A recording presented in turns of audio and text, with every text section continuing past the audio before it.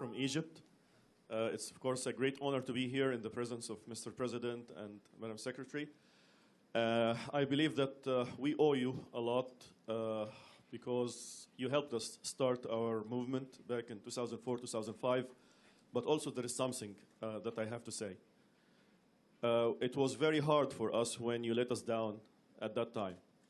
Most of us went to jail. I went to jail and I got almost killed inside. And I really believed I will never come out alive, and I was prepared for my death. And we were hoping that there would be some change, that things would improve, and we've been waiting for this. And this didn't happen until the end of the term of President Bush. And I really, all this time, had this question, why? And I really want just to hear an answer now. If you could just tell us, why did you let us down after already things were starting to move, after we had so great hopes, and we were on the path that could have liberated Egypt and probably many other countries in the Arab world, even back, in the year 2005, 2006. Thank you very much. Thank you. Well, let me say that if we let you down, it was not for a lack of trying to hold you up. The United States is not able always immediately to push events in the direction that we would want them to go. In a place like Iraq, where we overthrew a brutal dictator who was a threat to peace and international security, we had direct means to insist upon and to structure and help the Iraqi people get directly to democracy. In places where there are still regimes in power, as in Egypt, where we dealt with the Mubarak regime on matters like trying to create a democratic Palestinian state, or trying to keep Hamas at bay, or trying to deal with the Iranian nuclear program, we didn't have those direct means. And so we tried, first and foremost, to speak for our values and continue to speak for our values throughout that entire period. We tried to give the Egyptian people the tools that they needed to speak for their own freedom.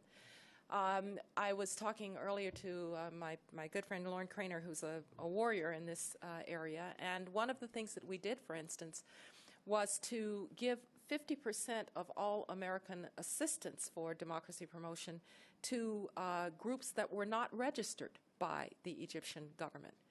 That was right in the face, frankly, of the Egyptian government. And I don't want to embarrass my former boss, President Bush, but there's a reason that Hosni Mubarak never came back to the United States after 2004.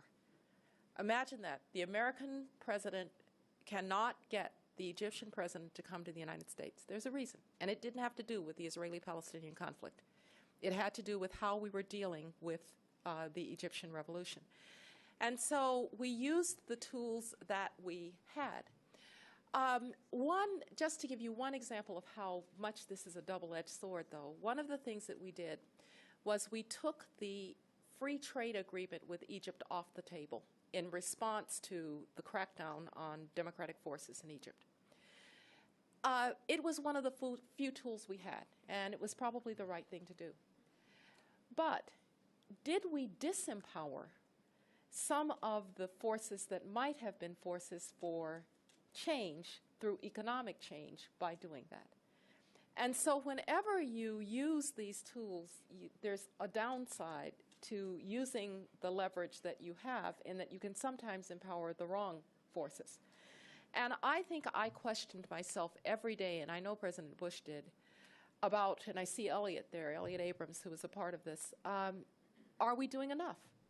Is there more we can do? And frankly, in 2006, we were trying to sustain Lebanon. We were trying to sustain more democratic forces in Palestine. We were trying to sustain more democratic forces in places like Egypt and we were trying to give the Iraqis a chance. And so if in doing all of that we didn't succeed completely, I hope that we at least laid the foundation for people like you, who are the brave and patient patriots, to build on, so that today we are indeed seeing the realization of some of those goals.